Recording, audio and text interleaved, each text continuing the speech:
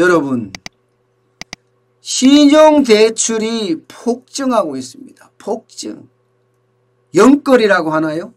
영혼까지 끌어 모아서 대출을 받자 뭐 이런 거예요.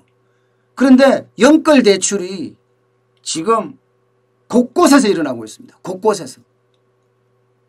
그것도 거의 뭐 역사상 최대라고 이야기할 만큼 신용대출이 쭉쭉쭉쭉 늘어나고 있어요. 이게 대출 규제를 하니까 주택담보대출도 그렇고 뭔가 정부에서 계속 대출 규제를 해버리니까 이제 신용대출로 넘어온 모양새입니다. 보세요. 4월에 신용대출이 5대 신용은행만 보면 겁니다. 113조 6천억 원이었던 것이 8월 13일 날 가면요. 121조 5천억 원이에요. 121조 5천억 원.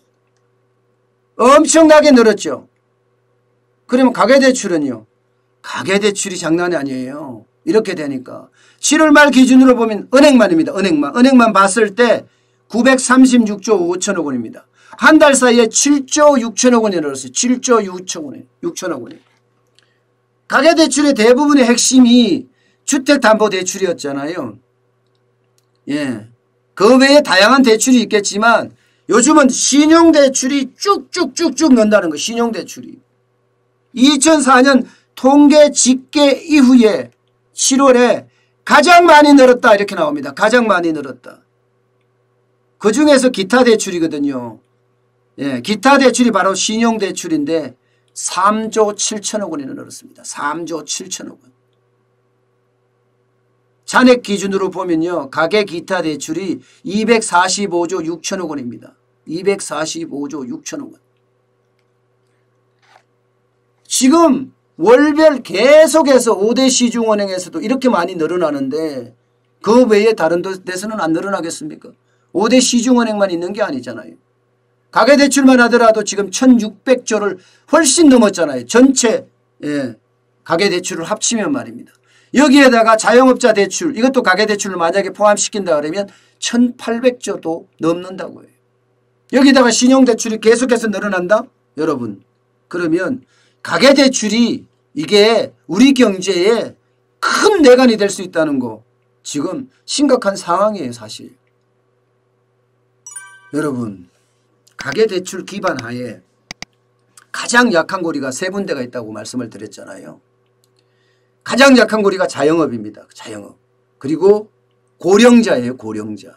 그리고 지역경제입니다. 가계대출이 늘어나면 늘어날수록 이 세 가지 약한 고리는 언제든지 무너질 수 있는 위기가 온다고 말입니다. 지금 그렇게 가는 상황이 굉장히 커요. 자영업자들이 얼마나 어렵습니까? 지금 자영업자 통계가 제대로 안 나와서 그렇지만 지금 자영업자들은 장난이 아니게 어렵습니다. 여기에다가 부채까지 늘어난다? 코로나19의 재확산까지 온다? 이것은요 자영업자들에게는 죽으라는 소리나 다름없다고 해요. 그러다가 고령자들은 또 어때요? 고령자들은 집 한 채 가지고 쉽게 말하면 그동안 저축해놓고 먹고 사는 사람들이 대부분이었어요. 그렇지 않으면 이자생활자였잖아요. 그렇지 않으면 임대생활자. 집 한두 채 아파트 한두 채 내지는 빌라 사서 임대놓고 거기 세 받아서 먹고 사는 사람들이 많았단 말입니다. 이 고령자들이 대부분 많이 그랬거든요. 이들에게 지금 거의 청천벽력 같은 일이 떨어졌잖아요. 이들이요 세금 폭탄에 그것도 세금의 융단 폭탄에 아마 쉽게 버텨내기가 만만치 않을 겁니다. 그렇게 됐을 때 고령자도 쉽지 않습니다. 지역경제예요. 저는 지역경제도 굉장히 위험하다고 생각을 해요. 지금 다주택자들 집 내놓을 수밖에 없는 상황이에요. 내가 임대사업을 해서 버는 것보다가 세금이 더 많아질 위기에 놓여 있거든요. 내가 버는 돈은 2천만 원인데 세금은 3천만 원 나간다 그러면 버틸 수 있는 사람은요 현금 부자밖에 없을 겁니다. 대대로 부자 권력이 바뀔 때까지 나는 버티겠다 하면서 버틸 사람밖에 없을 거예요. 그렇지 않고 내놔야 되거든요. 그럼 내놓으면 어디부터 내놓을까요? 지방부터 내놓습니다. 그러면 지방이 이게 부동산에 잘못하면 폭락이 올 수도 있어요. 지방부터 폭락이 시작되면요. 점점 올라올 가능성이 있거든요. 그러면 지역경제는 어떻게 되겠어요? 지역경제는 굉장히 어려워지는 그런 상황을 맞을 수도 있습니다. 예. 그렇기 때문에 많은 사람들이 지금 사실 신용대출 받아서 뭘 합니까? 집 분양받은 거 중도금 내고요. 전세값 올리고요. 그 다음에 주식에 투자하고요. 심지어 세금 내려고 대출을 받는 사람. 그렇지 않으면요. 어떻게 하든 버텨가려고 하는, 내가 지금까지 유지해왔던 것을 버텨가려고 하는 자영업자들. 그런 사람들이 대부분이거든요. 그래서 저는 이 약한 고리들이 깨지는 것도 굉장히 크게 문제라고 생각을 하지만 신용대출이 이렇게 급속도로 늘어나는 것도 문제라고 저는 생각을 합니다. 그것도 그럴 수밖에 없는 게요. 이자가 싸요. 이자가 얼마나 싼지 보세요. 신용대출이 2020년 8월 14일 기준으로 보면요. 1.74%에서 3.76%입니다.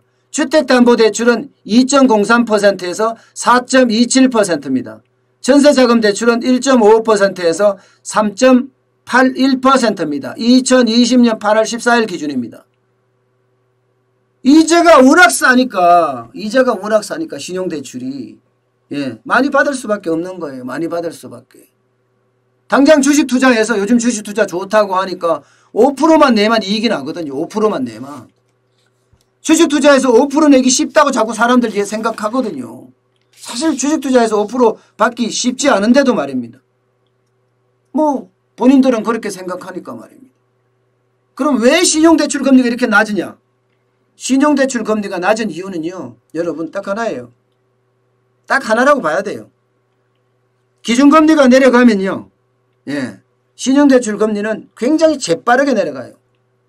이거는요. 금융채 6개월 물 금리를 따라가거든요. 1년 전에 금융채 6개월 물이요. 0.719%포인트 떨어졌습니다. 1년 전보다. 금융채 6개월 물이니까 신용대출은 바로 내려가는 6개월짜리 6개월 만에 바로 내려간다는. 근데 주택담보대출은 금융채 5년 물입니다. 5년 물이라는 건 쉽게 안 내려가잖아요. 떨어진 것도 0.04%포인트밖에 안 떨어졌어요.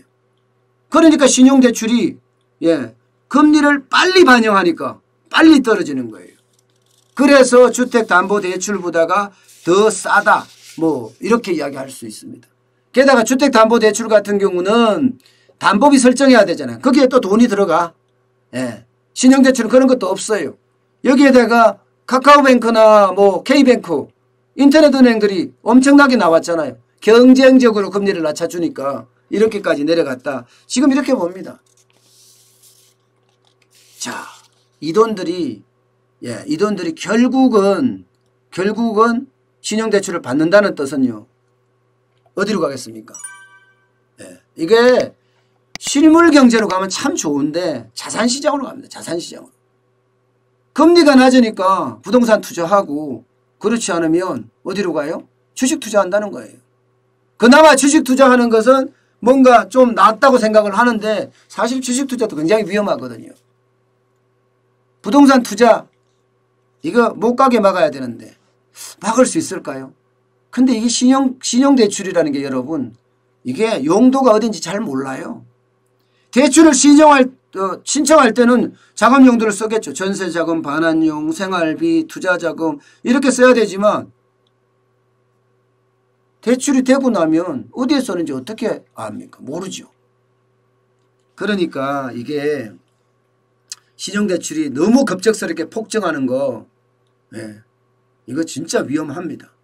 근데 과연 이걸 어떻게 할 것인가? 정부도 지금 고민일 거예요. 신용대출마저 또 장가? 또 규제해? 그런 생각이 있으니까